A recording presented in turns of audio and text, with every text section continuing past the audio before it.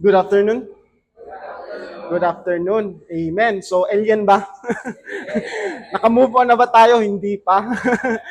So, dapat hindi tayo mag-move on sa alien. Dapat di natin kalimutan na we are alien of this world. Amen? Amen. Alien pala.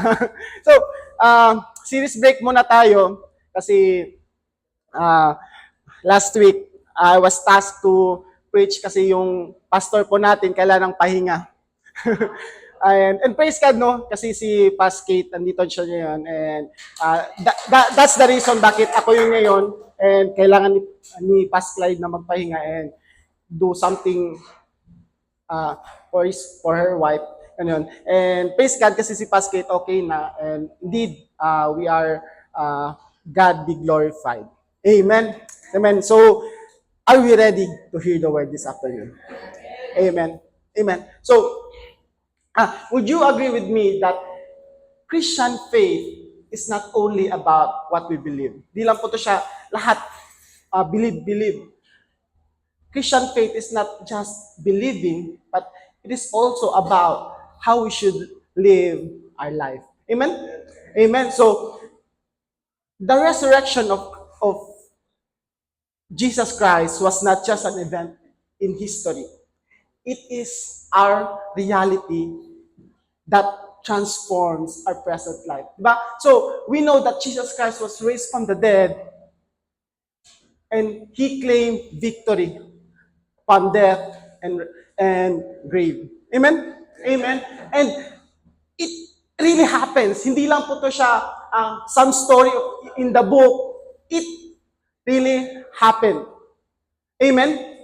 Amen. And that reality is that we are now no longer slaves to our sins anymore. Amen. We are, because of the resurrection of Christ, we are transformed. Amen. Amen. So in 1 Corinthians chapter 15, hindi ko na nilagay dyan, pagbabasahin, to summarize it all, the resurrection declares that Jesus has fully conquered sin. Pakisabi nga, fully conquered sin. Amen. Death and grave. Amen. So, if Christ had only died but not risen, sin would still have the final word. Diba? Pag si Christ daw hindi nabuhay muli, hindi nag-resurrect, hindi nag-risen, yung sin po is still our final say or still our final word. But because He rose, the power that once enslaved us has been broken. Amen? Amen. Because He rose, Christ's resurrection broken or beaten the power that enslaves us on how we should live.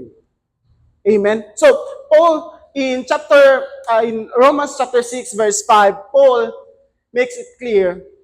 Sabi dito, if we have been united with Him like this in His death, we will certainly also be united with Him in His resurrection. So if we live our sinful life and truly follow the Lord, then we will certainly be united with Him in resurrection. So dapat po, if we live our sinful life, pag po nag-turn back po tayo sa ating makasalanang pamumuhay or makamundong pamumuhay, and truly, yung totoong following the Lord, then we will certainly be united with Him in His resurrection. Amen? Amen? So we should no longer live a life of defeat. So ano ba yung live a life of defeat? Sin, shame, guilt, condemnation, anything that hinders you to glorify the Lord. Anything that stops you to serve the Lord. Okay? So, we should live a life that is victorious because the resurrection of Christ means victory. Amen?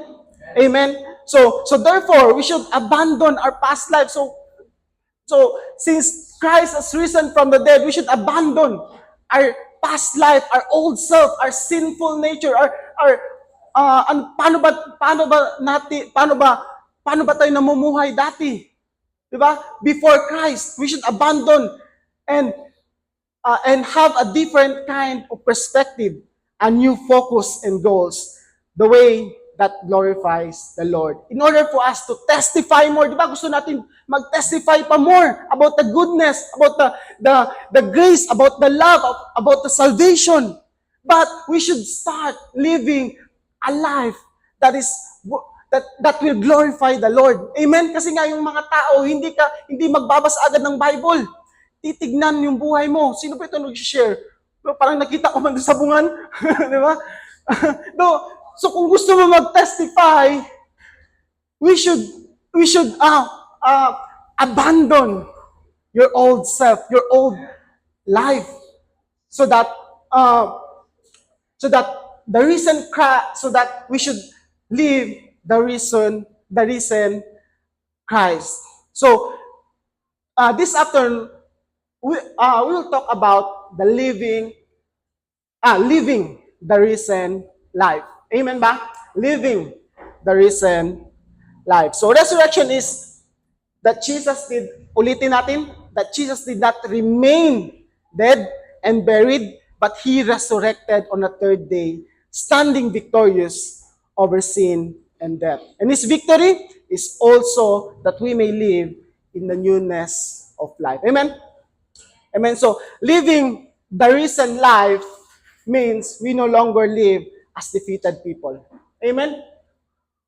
Meaning, we no longer live as a defeated people. That's the thing of the past. We live from victory, not for victory, because we are victorious. Our choice, values, and conduct should reflect that we belong to the living Christ. Amen? So, not a dead past. So, come on. I invite everyone to pray with me. Father, as we come before you, Lord, speak to me, O God. Pray, Lord, na as we go on preaching, O God, I pray na there will be no distractions, O God. Give us a focused mind that will receive your word with humbleness, with joyfulness, O Lord. And I pray, O Lord, na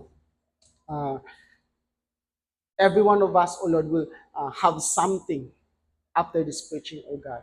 Holy Spirit, speak to us, O God. Teach us your word, O God. And so, Lord, we declare that you are the resurrected King. Thank you, Lord, for you are good in your mercy. In Jesus' name, amen. So, how should a Christian live a resurrected life? So, we live a resurrected life by living differently in Christ. Amen? Amen. By living differently in Christ. So, basahin muna natin yung focus text natin this afternoon. Sabi sa Colossians chapter 3, verse 1 to 17, if then you have been raised with Christ, seek the things that are above, where Christ is seated at the right hand of God. Set your minds on things that are above, not on things that are on earth. For you have died, and your life is hidden with Christ in God. When Christ, who is your life, appears, then you also will appear with Him in glory. Put to death, therefore, what is earthly in you: sexual immorality, impurity, passion, evil desire, and covetousness, which is idolatry. On account of this, the wrath of God is coming. In this, you too once walked when you were living in them. But now you must put them all away: anger, wrath, malice, slander, and obscene talk from your mouth. Do not lie to one another, seeing that you have put off the old self, what its practices, and have put on a new self, which is being renewed in knowledge after the image of its Creator. Here, there is no Greek and Jew, circumcised and uncircumcised, barbarian, Scythian, slave, free, but Christ is all and in all. So, put on then as God's chosen ones, holy and beloved, compassionate hearts, kindness, humility, meekness, and patience, bearing with one another, and if one has a complaint against another, forgiving each other, as the Lord has forgiven you. So you also must forgive, and above all this, put on love, which binds everything together in perfect harmony. And let the peace of Christ rule in your hearts, to which indeed you are called in one body. And be thankful. Let the word of Christ dwell in you richly, teaching and admonishing one another in all wisdom, singing psalms and hymns and spiritual songs with thankfulness in your hearts to God. And whatever you do, in word or deed, do everything in the name of the Lord Jesus, giving thanks to God the Father through Him. So, by living differently in Christ, let us focus on the verse, on Colossians chapter 3, verse 5 to 10. So, sabi dito, put to death, therefore, what is earthly in you. Basahin natin, put to death, therefore, what is earthly in you. So, Paul is talking about, talking here sa mga Christians, sa mga tinanggap na ang Panginoon. So, but still, sinabi pa rin niya, put to death, therefore, what is earthly in you. Kasi nga, may natitira pa rin earthly sa buhay natin. So, sexual immorality, impurity, passion yung parang perversion, parang you want parang the same sex, parang lalaki to sa lalaki, babae to sa babae, ganun. And covetousness, which is idolatry. On account of this, the wrath of God is coming. So dahil daw dito, yung wrath of God is coming. So in this, you two once walked when you were living in them. So, but now, you must put them all away. Anger, wrath, malice, slander, and obscene talk. Do not lie to one another, seeing that you have put off the old self with its practices, and have put on the new self, which is being renewed in the knowledge after the image of its creator. So, sabi dito, put to death, therefore, what is earthly in you. So, sabi ni Paul, put to death, therefore, what is earthly in you. So, in verse 5, Paul made it clear that we should do first what we should do first if we want to live differently. What we should put to death, what is earthly in you. So, sabi ni Paul dito, put to death what is earthly in you. Alam ni Paul, or unang-unang instruction ni Paul sa atin, if you want to live differently, is that we need to put to death what is earthly in you. Ano ba yung earthly? Ano bang earthly sa buhay natin? Di ba sinabi dito, sir, lust, malice, impurity, passion. So, that's, sabi, kuya, Kev, okay lang yun kasi malilit na sin lang yun. Parang nag-last ako, wala na. Sabi ni Paul, put to death. If you want to live differently. So, this is not a gentle language. Paul does not say to restrain sin. So parang, sige, okay lang yan. Yung malice, yung passion, sige, okay lang yan. Parang tolerable lang yan. Hindi niya sinabi dyan sa verse 5. So, sabi niya dito, hindi rin tayo pwedeng mag-negotiate sa sin. So, okay lang ba na pag Friday siguro, parang gusto kong magsinungaling. Pag Sunday, okay lang, hindi ako magsinungaling, promise. No, walang negotiation na ganun. So parang, or half lie, or kukuha ako ng pera, 50 lang. Kasi yung 50, half lang yung kunin ko. Hindi pwede. Di ba? Sabi ni Paul, put to death what is earthly. Patayin. Ano ba yung meaning patayin? Tanggalin, alisin, ilibing. Amen? So why? Because sin, yung earthly sin or earthly desires belongs to the life that we had before Christ. Ngayon, na kay Kristo na tayo, dapat yung buhay po natin is para kay Kristo, hindi na para sa makamundong bagay. Amen?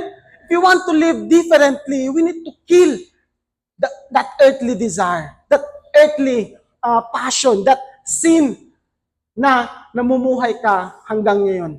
Na ayaw mong i-let go. I don't know. Ano yung ayaw mong i-let go. Maybe sabi ko nga, okay lang yan kuya kasi hindi man ako nagnanakaw ng malaki, or okay lang kuya kasi tsambahan lang man pero intentional.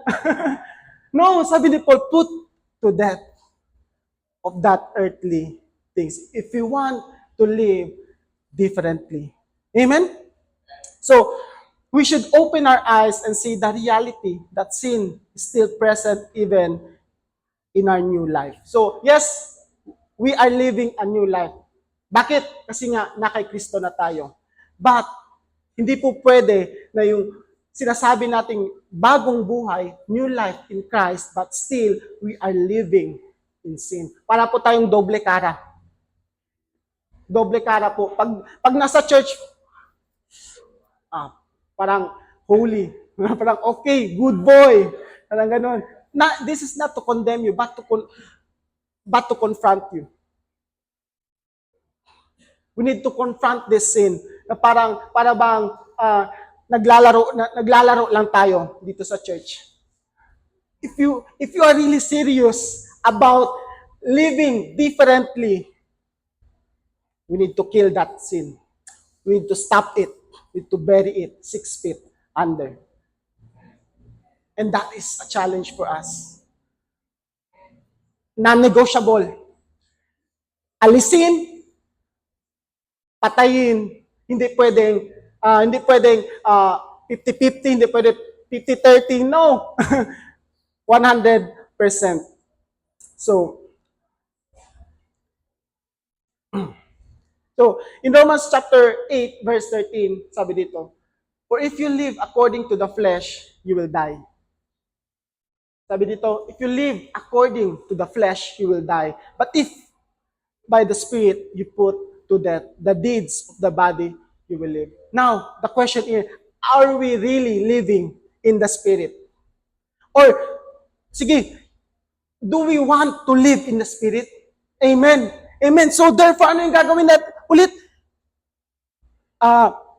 put to death. Kasi nga, pag namumuhay pa rin talaga tayo sa makasalanan or makamundong bagay, then, I think, the resurrection of Christ is not real in you.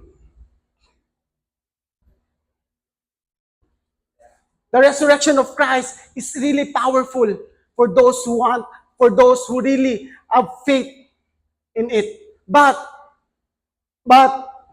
if hindi ka naniniwala, it's useless.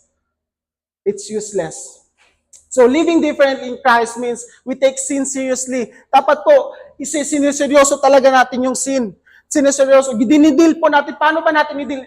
Example, in discipleship, may ka-disciple ka na alam mo na nagsisin. We need to confront it. And ikaw yung taong yun na alam mo nag-live ka a sinful life. You need to ask your pastor, ask your leader to pray for you, to guide you. Kasi nga, hindi pwedeng nagsiserve ka and sa labas, namumuhay ka na parang walang Panginoon. That's a double life, double standard.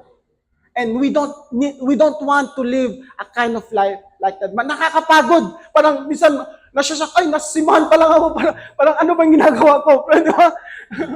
But, so, we need to take sin seriously. Kasi sabi nga ni Paul, put to death what is earthly in us. Amen? So we take sin seriously, not because we fear punishment, but because we belong to Christ. Diba? Kasi nga, yung iba, ayoko maparusahan, diba? Ayaw nating makulong. So, ayaw nating, example, mag-hold up. Kasi ayaw nating makulong. Parang natatakot ka. Parang there's fear. But, sa atin, we put to death the sin not because of punishment or fear. Yes, meron talaga, but above all because we belong to Christ. And a Christian should not live in sin anymore because his life is now in Christ. Amen? Amen. So in verse 7, Paul further discuss, we once lived a life of sin and that is a thing of the past right now. We are no longer living a kind of life, that kind of life. Amen ba? Amen. Pakitingin ng mga katabi nyo kung yan ba totoong nagli-live para kay Christ. Amen. I believe sa SGCM Ayala, lahat tayo nagli-live for Christ. There is no condemnation here. Amen. Amen. We are here. So the leaders here are willing to help you if there's a struggle. If you want to pray for you, if you want to be guided, opo, andito po kami to guide you. We are also not parang exempted dito, parang no, grabe, wala na silang problema, wala na silang i-deal sa kanilang self. Meron pa rin. Kaya nga po, andito pa rin kami sa church. Amen? Pag wala na kami, parang okay, wala na. So, doon ako kay Lord. So, in verse 9, sabi dito, seeing, paki-flash ulit yung Colossians. In verse 9 to 10, sabi, seeing that you have put off old self, what its practices, and have put on the new self, which is being renewed in the knowledge after the image of its creator. So, sabi dito sa chapter 9, so doon na, 9 to 10. So, seeing that you have put off the old self with its practices. So, sabi ni Paul, so, in verse 10, and have put on a new self. Pag dati daw yun yung ginagawa mo, and ngayon, iba, nagbago ka na, which is being renewed in the knowledge after the image of Christ. So Paul further explains how we should live differently from the world. We need to put off our old self and begin to live a new life. Amen? Amen? Sino yung gusto mamuhay ng bago or to live a new life for the Lord? Amen? Kasi nga, lahat ng ginagawa natin, hindi po para lang sa sarili natin. It is to bring glory and honor to the Lord. Amen? Amen. So lastly, in 2 Corinthians chapter 5 verse 17, sabi dito, if anyone is in Christ, he is a new creation. Lahat tayo dumaan sa baptism. Right? Lahat tayo narinig na to. If anyone is in Christ, he is now a new creation. Pag a new creation, palagi pa rin nagsisin, I think hindi siya new creation. Atik-atik lang yun. Diba? Ganun, sabi-sabi lang, sanguso lang, hindi ka talaga nag-commit. Now, it is time to check yourself. Dapat po tayo, if we truly declare that we are in Christ, dapat po bagong creation na tayo. The old has gone and the new has come. Amen? Amen. So, bagong like ka na, wow! Bagong hensor na. No. Wow! Parang ganun. So, makikita ng mga tao, grabe, kakaiba na yung pamumuhay nila. Parang dati, magalitin. Ngayon, parang, grabe yung patience, kindness, goodness, faithfulness. Di ba? May fruit of the Holy Spirit talaga. Kasi nga, He is now a new creation.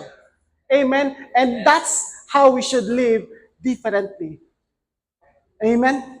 Amen. So another thing we need to do to live a resurrected life is by living closely with Christ. So sabi sa Colossians chapter 3 verse 1 to 4, if then you have been raised with Christ, seek the things that are above. Basahin nga natin ulit. If then you have been raised with Christ, seek the things that are above. Wow, ang ganda ng pagkakasabi. Grabe. Diba? If totoong you raise up with Christ, then seek the things that are above. Hindi po sa makamundong bagay. So, where Christ is seated above, where Christ is seated. Amen? So, at the right hand of God, set your minds on things that are above, not on things that are on earth. For you have died, and your life is hidden with Christ in God. When Christ, who is your life, appears, then you also will appear with Him in glory. So sabi sa verse, chapter 3, verse 1, if then you have been raised with Christ, seek the things that are above.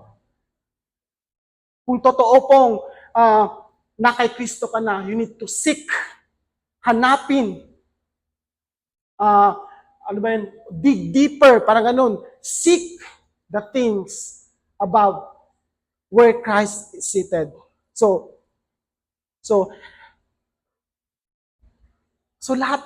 meaning, yung priority natin is to seek God. Di ba? Kung dati yung priority mo, pagising ng umaga, himasin ang manok. Ngayon, hindi na.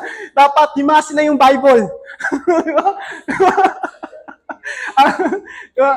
Guilty ako dito for the last ilang months. Parang ganun. Paggising ko, hindi ko hinimas yung manok. Pinapakain ko yung manok mga 6 a.m. kasi marami akong mga chicks. Maliliit. So, parang pagising ko, una man talaga manok. Pakainin yung manok. Parang ganun. So, dapat hindi na ganun. Amen? So, we need to seek, we need to put priority kung ano yung on things above. Amen ba? Amen ba? So, syempre, unahin talaga natin yung Panginoon. Amen? Unahin yung pagising sa umaga, off mo yung alarm, syempre, tapos read the Bible. Amen? That's putting God first. That's putting God your priority. Simple. Diba? But it's hard. That is why we need to meet God every day. Kasi nga, mahirap. Kasi nga, mahirap. Madaming temptation. Madaming rason na, hindi na ako muna magbabasa. Mag-pray lang ako mga 3 minutes or 1 minute. Okay na, larga na. Kasi late na ako. And that's why we need to also, if we want to seek the things that are above, we need to also discipline ourselves. Diba? So, kung gusto mo mag-devo na every morning or every day, gumising ka ng mga aga. Para gumising ka ng mga aga, pahinga ka ng maaga. Matulog ka ng maaga. Sorry. Diba? So ano ba yung mga priorities natin ngayon? So if you want to live closely with God, closely is proximity with God. Yung parang you are really conscious sa presensya ng Panginoon. You are really close. Every day, minimit mo si Lord. Every day, nagpre-pray ka so that mas mag-deeper pa yung pag-unawa mo sa salita ng Panginoon. Amen? Amen. So ano ba yung priorities natin talaga? Sabi sa Matthew 6:33, but seek first the kingdom of God and His righteousness, and all these things shall be added unto you. Ang gusto natin, all these things shall be added unto you agad. Hindi nga nagsisik. Di ba? Paano ka man-i-bless ni Lord ng sobra-sobra kung hindi ka nagsisik? Every morning, sabi ko, iba na yung ginagawa mo agad. Now, hindi po to attack sa inyo, but we need to confront this because we are serious about living closely to God. Amen? Amen? So, seek first the kingdom of God. By seeking God, by seeking God first, we are really prioritizing our life that is closely living with God. And this is, itong ebidensya, ito po yung pinaka-klarong ebidensya that you are living in close proximity, or your relationship with God is really nag-deepening. Parang ganun. Amen? So, we need to seek the things that are above, not on things on earth. So, yung iba, but seek first the worldly kingdom. Parang ganun. Hindi po yung sinabi sa verse. Hindi po. But seek first the kingdom of God. Sino daw? Si God. Si Jesus. And His righteousness. Because if you seek God, His righteousness will surely you will be clothed in righteousness. And all this, and ito yung reward natin, and all these things shall be added unto you. Lahat ng mga desire mo, lahat ng mga gusto mo, syempre, if you are seeking God, hindi ka na mag-desire, Lord, gusto ko maging Spider-Man. Mag-iiba na yung desire mo. Di ba? If you're really seeking God, parang, di ba, Lord, gusto kong maging mayaman, parang gusto kong maraming gamit. Mag-iba yung desire mo. Lord, gusto kong maging mayaman so that gusto kong mag-sponsor sa church. Wow! Di ba? Gusto kong magbigay para sa church funds. Parang ganun, wow! Di ba? If you are really seeking first the kingdom of God. Amen? Amen? So, what dapat si Lord yung priority natin. So we need to shift our focus. Ano ba yung focus mo ngayon? Makagraduate, okay yan. Good, very good. Maging summa cum laude, okay yan. Very good. Maging ma-promote, maging manager, very good, okay yan. But we need to prioritize your focus. You need to put God first. You need to put the kingdom of God first. Amen. Okay yung mga plano natin sa buhay, but kung nawawala tayo sa focus, na hindi na yung Panginoon yung focus natin, we are not really seeking the Lord. Amen. So, ngayon, we need to prioritize. If you are really seeking the kingdom of God, we need to prioritize eternity. Amen. Dapat yung mindset natin, eternal mindset. Amen. As preached by our pastor. So, see the earthly things, so job, possession, in their proper temporary context, understanding they are less important than God's eternal kingdom. Yung mga job natin, yung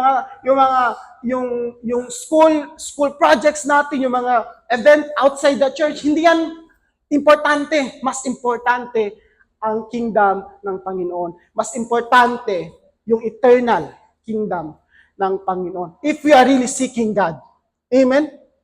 Amen. So, ngayon, if we really are seeking God, we need to adopt God's perspective. Mag-iiba yung perspective mo, mag-iiba yung tingin mo sa buhay, mag-iiba yung tingin mo sa situation mo ngayon. Amen? So, you view life's challenges as challenging to so that I will grow in the Lord. Hindi ako susuko, hindi ako magbo-backslide, hindi ako aalis sa church all the more. Kasi na-experience ko to, si Lord yung mag-glorify sa buhay ko. And I will testify dito sa harap na naranasan ko to and hindi ako nag-give up. Kasi nandyan ang Panginoon. Amen? That's how we should seek God so that we and adopt His perspective. Amen? Amen. So, balik tayo in verse 3. Paul further explains, as we are dead to sin, we no longer live in sin because our life is now hidden in Christ. Yung buhay po natin is na kay Kristo na. Hidden in Christ. Na kay Kristo na po. To live closely with Christ means our desires are being retrained. We begin to want what Christ wants. Kasi nga, di ba, if we seek the kingdom of God, and all His righteousness, yung righteousness ni Lord, nagiging righteousness na natin. Kasi nga, we are really seeking the Lord. So ano yung gusto ng Panginoon? Yun na rin yung gusto mo. Amen ba? So, if gusto ng Panginoon na to share the gospel, dapat yun din yung gusto natin. Yun din yung ginagawa natin. If we want to live closely with God. Amen? So, if we are really seeking God, so the more time we spend with Him, the more our hearts are shaped by Him. Amen? Amen? The more we spend time reading the Bible, the more we spend time praising Him, it shapes us. Hinuhulma tayo sa image ni God. But if we spend more time sa games, parang, nagiging hero ka na. Diba? Iba na yan, kapatid. Nag-hallucinate ka na. Diba? If we spend more time sa studies natin, that's good. But sobra-sobra, hindi ka na nagbabasa ng Bible, iba na. Okay, naging matalino ka, but nakakalimutan mo na ang Panginoon. Di ba? So,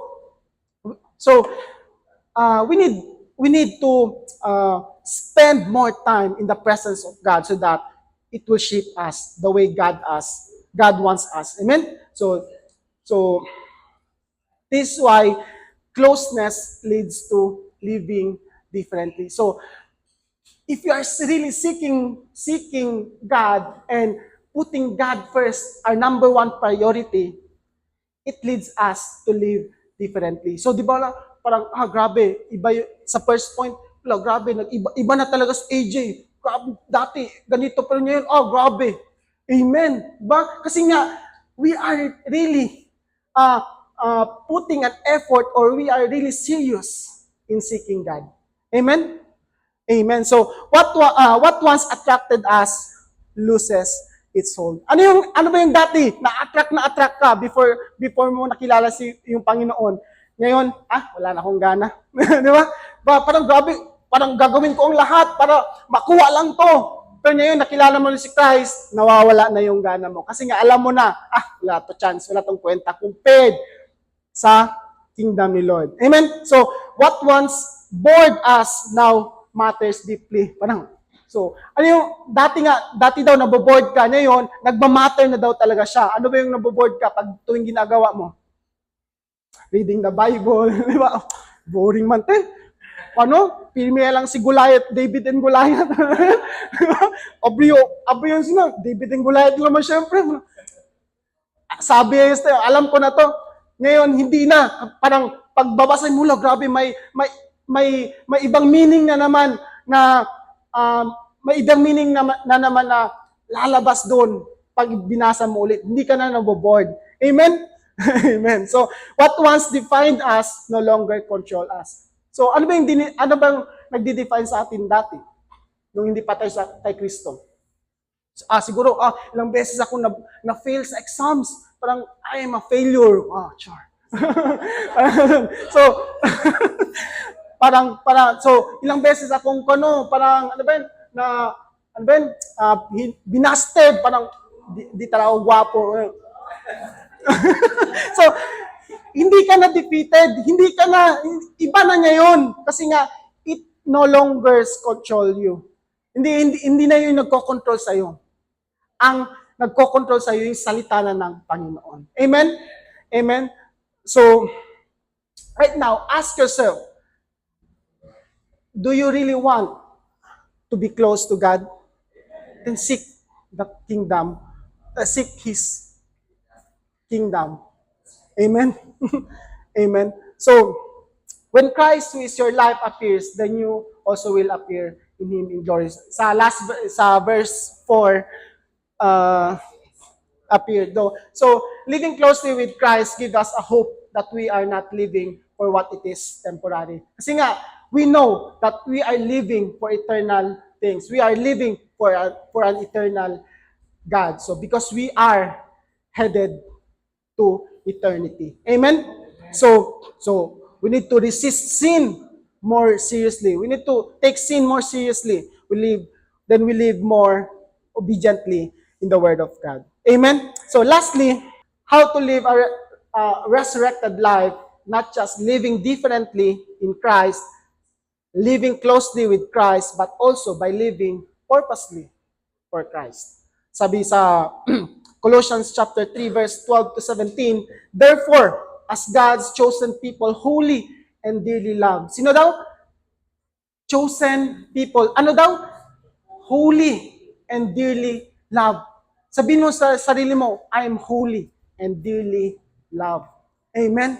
So, clothe yourselves with compassion, kindness, humility, gentleness, and patience. Meron ba tayo lahat nito? Naiman, uno. But sabi dito, clothe yourselves with compassion, kindness, humility, gentleness, and patience. Bear with each other and forgive one another. So, if may kagalit, forgive agad. Wag nang patagalin. Forgive agad. Sige. Then, pag-usapan. Wag lang forgive o wala na. Pag-usapan para hindi na maulit. Okay? So,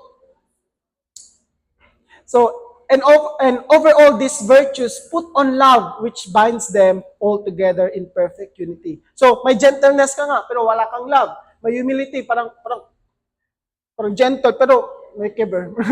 So, dapat may love pa rin. That binds us together. So, let the peace of Christ rule in your hearts, since as members of one body, we are called to peace. And be thankful. Let the message of Christ dwell among you richly, as you teach and admonish one another with all sumptuous psalms, hymns, songs, and songs from the Spirit, singing to God with gratitude in your hearts. And whatever you do, whether in word or deed, do it all in the name of the Lord Jesus, giving thanks to God the Father through Him. So in the previous verse, Paul emphasizes the weight of resurrection and our identity in view of resurrection. So, diba? Sabi niya, therefore, as God's chosen people, holy and dearly loved, clothe yourselves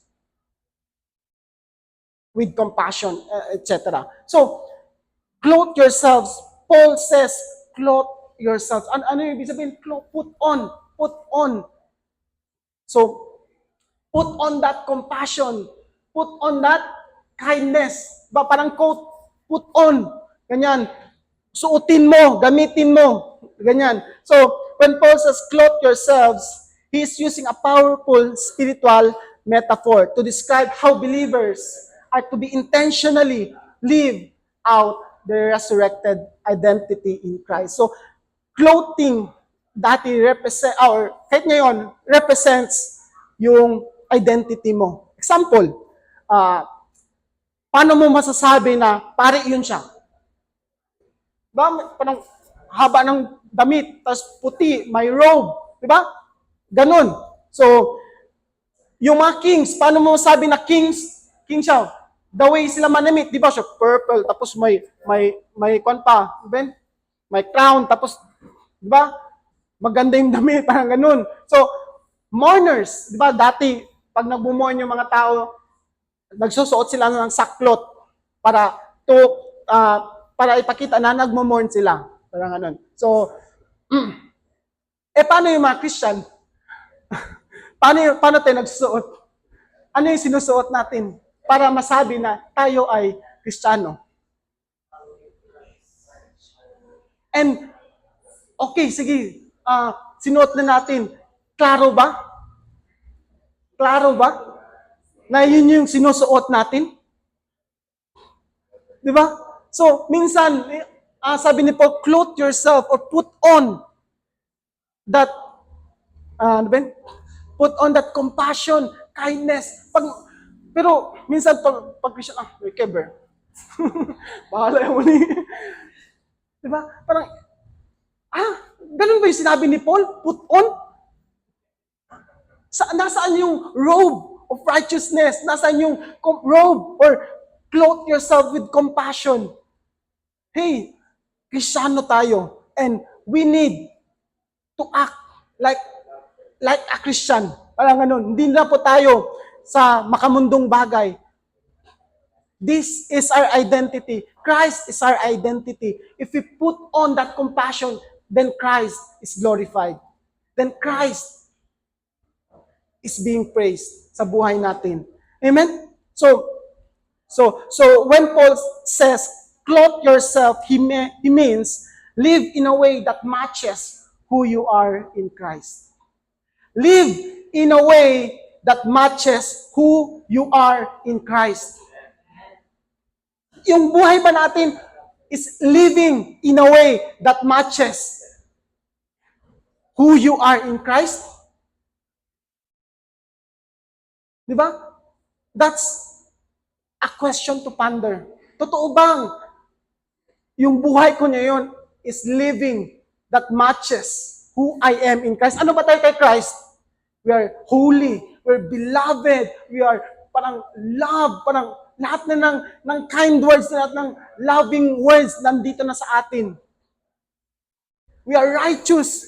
But Are we really living who we are in Christ?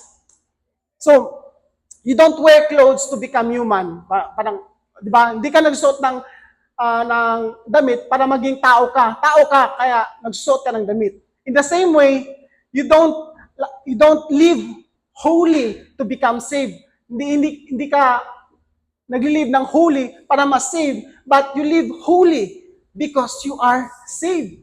Yan po yung identity natin. We are saved, and therefore we should live a holy life. If you want to live purposely with God, very intentional ka sa how you should live. Di ba? So, hindi lang po yung spiritual things yung sinasabi nito. And even, example, paano tayo manamit in public? Di ba? Nagre-represent ba yan kay Christ? Parang, hindi naman kailangan formado, at least, parang presentable. Di ba? Sa pictures, parang, paltay lang, melde lang. Di ba? It's not, kailangan nating i-deal to. Kasi nga, yung tao, titignan tayo. Yung tao, we want to testify more. We want to testify. Gusto natin mag-testify more about God, gusto natin mag-share ng gospel, pero, pagtingin sa profile, or pagtingin sa mga, paano tayo manamit, hindi natin nire-represent ang Panginoon. In the same way, in our words and in our deeds. Dapat po, even in our words, gentle tayo. Ano yung lumalabas sa bibig natin represents Christ. That glorifies Christ. Amen? Amen? Even our deeds, dapat ganun. Hindi po dapat tayo namumuhay na basta lang para walang purpose. Hindi intentional. Dapat po intentional po yung pamumuhay natin to glorify the Lord. Amen? So we can read here that we pursue characters to be like Christ. Amen? So we want to live a kind of life that glorifies the Lord. So we are to reflect Christ to others. That is why we need to be careful on how we should live. Even in our physical, paano tayo manamit, paano tayo manalita, paano tayo sa gawa. Parang ganun. So because we have been raised with Christ, we are called to live like Him every day in every way. So if you are really living the resurrected life, every day, walang paltos, walang mintis, walang absent, ganun, dapat nire-represent po natin ang Panginoon sa buhay natin. Amen?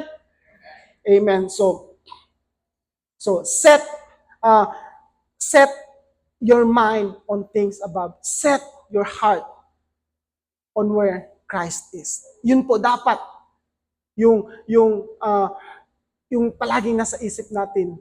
Yung pag gagawin ko ba to, mag-glorify si Lord? Pag hindi ko ba gagawin to, mag-glorify pa rin ba si Lord? Di ba? Minsan, maraming choices sa buhay natin. And that choices, it's either we glorify God or we disrespect the name of the Lord. Amen? So we need to change our speech, our actions, even our attitude. Paano tayo? Example, okay, sa church, okay talaga ako, pero pagdating sa bahay, sa mga kapatid mo, maldita talaga, or maldito talaga, hindi mautusan, hindi mapagsabihan. So, how should we live parang that glorifies God, or how we should, paano natin mahila yung family natin pag ganun tayo sa bahay? Di ba? Even our attitude, even the most very small na parang hindi natin pinapansin, dapat pansinin natin. Dapat we are conscious ano yung ginagawa natin every day. Is it to glorify the Lord? Amen? Amen? So, there is no part of life outside God's calling or purposeful living is intentional in everything, not selective. Paul begins by grounding purpose in identity. So put on them as God's chosen one, holy and beloved. Beloved, this is our identity. We are holy and beloved, and we should live by it. Amen? Amen? So, natapos na tayo. So, I have an illustration. Imagine someone has been released from prison after many years. So, isipin mo, may isang tao na na-release siya sa isang prison after how many years? He is legally free. So, legal siyang nakalabas, illegal, nakalaya. Ganyan. So, but if he continues to dress like an inmate, follow prison routines, and think like a prisoner, he will never enjoy his freedom. Diba? Nakalaya ka na, pero yung pananamit mo, parang pang-preso, favorite mo na yung color orange, yung may letter P na ganyan. Diba? Terno. Diba? Tapos yung pinapalo mo yung prison routine. Ano may mga routine sa press 1? Parang body, parang dungeon lang, ganun. Tapos, basta, ganun. Then, he thinks like a prisoner. Yung thinking niya, parang preso pa rin. Diba? Pero nakalaya na siya. He will never enjoy his freedom. Nakalaya na siya. Dapat ini-enjoy na yung freedom. Ini-enjoy mo na yung freedom. Though the prison doors are open, he still live as if he is confined. In the same way, that's us. The Lord opens the door sa prison na nasaan tayo dati. Yung sin mo has restrained you, yung shame, yung guilt, yung condemnation, we are already freed by the resurrection power of the Lord Jesus Christ. But yung mindset natin, yung the way we are living our life is not parang nandun pa rin tayo, nakakulong pa rin tayo. No, we should free our mind. We should think what is above. We should put ourselves, clothe yourself in holiness. Kasi nga, Christ has risen already. And we are victorious already. Nasa labas na po tayo. Wala na pong shackles na mag-hold back sa atin. We are already free. And we need to live as a victorious life. Hindi na po tayo preso na sarili nating ginagawa dati, sarili nating kamalian. But we are free because of Christ's resurrection power. Amen? Amen? So, sabi sa Philippians chapter 3 verse 10, and this, I want to know Christ, yes, to know the power of His resurrection and participation in His sufferings, becoming like Him in His death. This is how we should want to know Christ and to know the power of His resurrection. Amen? And by that, we can live a life that is free. That is powerful to testify how good the love of the Lord sa world. So we can really live a life that will glorify the Lord. Amen? Amen? So resurrection life always passes through the cross. As we became like Christ in His death, laying down our old ways, His resurrection power is made evident in how we live. Dapat po, yung resurrection power, evident sa paano po tayo namumuhay. This is the Christian journey, dying to what we were, so that the life of Christ may be seen in us. Therefore, to live the resurrected life is to walk daily with Christ, living differently, living closely, and living purposely until the power that raised Him from the dead fully shapes our lives for His glory. Amen. God bless us all.